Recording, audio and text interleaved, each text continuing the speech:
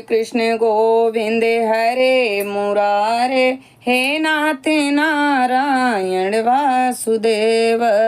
राधे राधे दोस्तों, सरिता ज्ञान गंगा में आप सभी का स्वागत है।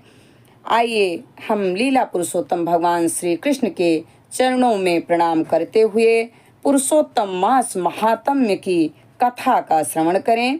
अष्टम अध्याय। सूत जी ने कहा, हे भगवान, विष्णु और कृष्ण का उपरोक्त संवाद सुनकर नारद जी ने पुनः प्रश्न किया, हे प्रभु, लक्ष्मीपति के बैकुंठ गमन के पश्चात क्या हुआ? वह संपूर्ण वृत्तांत कृपा करके मुझसे सुनाइए। इस प्रश्न के भगवान बद्रीनाथ प्रसन्न होकर बोले, श्री लक्ष्मीपति ने पुरुषोत्तम मास को अपने बैकुंठ में ही निवास दे दिया। तब वह स्वर्ग का निवासी और सब मासों का अधिपति होकर सानंद भगवान विष्णु के साथ निवास करने लगा। इसके पश्चात धर्मराज युधिष्ठिर और द्रौपदी की ओर देखते हुए भक्त वत्सल भगवान श्री कृष्ण अर्जुन से कहने लगे, हे पार्थ, मुझे विदित है कि आप लोगों ने वन में आकर कष्ट सहे हैं, इसी से आपको पुरुषोत्तम मास का ध्यान नहीं रहा। वृंदावन में श्री कृष्ण का प्रिय पुरुषोत्तम मास आदर नहीं पा सका। व्यास जी ने शिक्षा प्राप्त करने हेतु युद्धशील अर्जुन भी उस मास में इंद्रलोक पर्वत पर तप करने चले गए थे। इसके पिछोह से दुखी होकर आप लोगों ने भी अज्ञानता में ही इस पुरुषोत्तम मास का व्यतीत होना नहीं जाना। यह सब भाग्यवश ही हुआ है।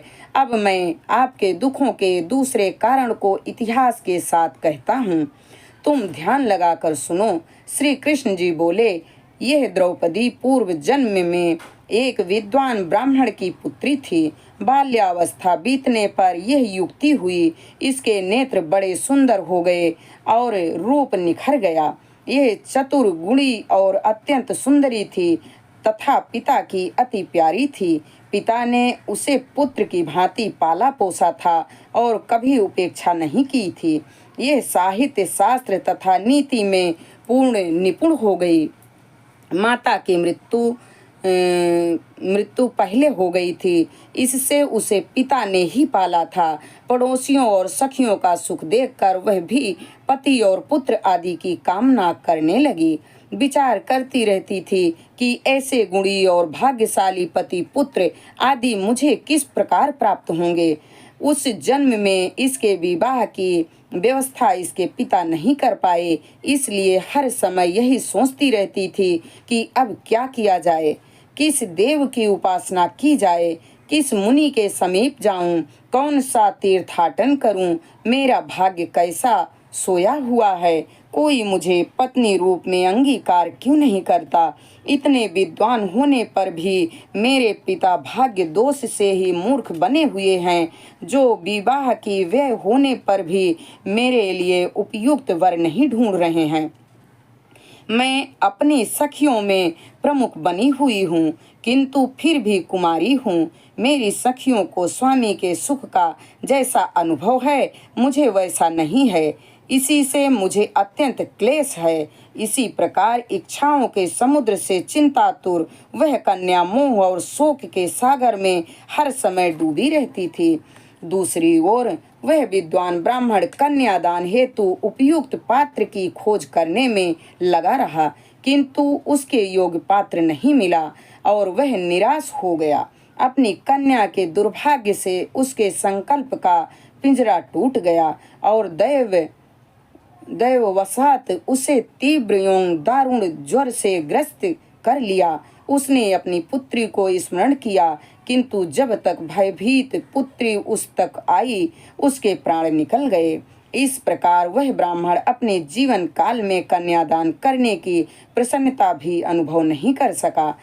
हरिभक्त धर्मात्मा व्यक्ति जिस प्रकार मृत्यु शैया पर गृहस्थ धर्म में पालन किए गए परिश्रम की चिंताएं एवं संसार की सब वासनाएं छोड़कर हरि के साथ अपने को तन्मय कर देते हैं, इसी तरह निपुण ब्राह्मण ने नील कमल की भांति सुंदर, त्रिभंग, ललित, स्वरूप श्री हरि पुरुषोत्तम स्वरूप में अपना चित्त लगाकर उन्हें स्मरण किया।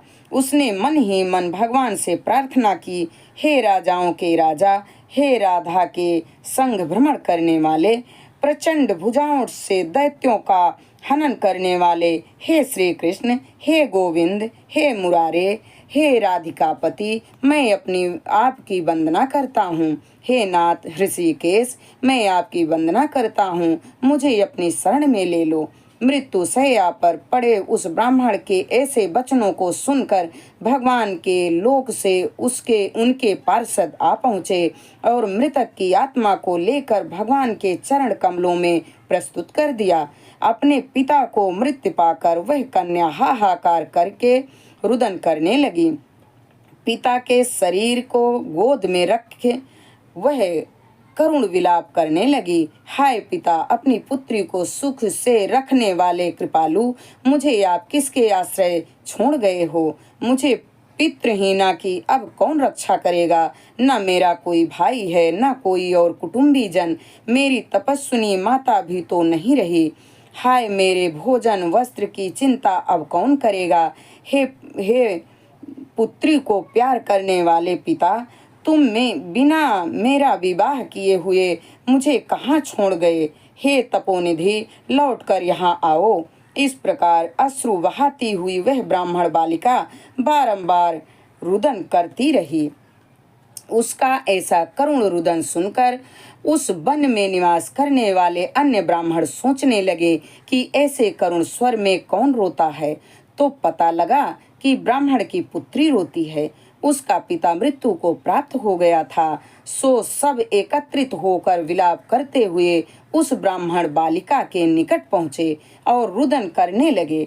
अंत में उन्होंने उस बालिका की गोद से मृतक शरीर को उठाया और काष्ठादि से चिता बनाकर शिवालय के निकट शमशान में उसकी अंत्योष्टि कर दी।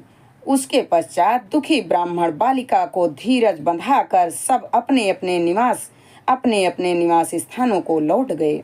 बालिका ने पिता के सभी अध्वर्य दैहिक विधानों में यथाशक्ति व्यय किया और उसी वन में अपने पिता विछोह से दुखी रहने लगी।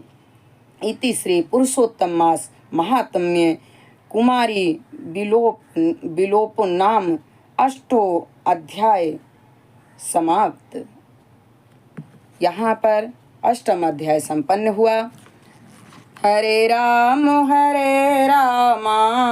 राम राम हरे हरे, हरे कृष्ण कृष्ण कृष्ण हरे हरे। लीला पुरुषोत्तम भगवान श्री कृष्ण के चरणों में हमारा कोटि कोटि प्रणाम स्वीकार हो। जय श्री कृष्ण।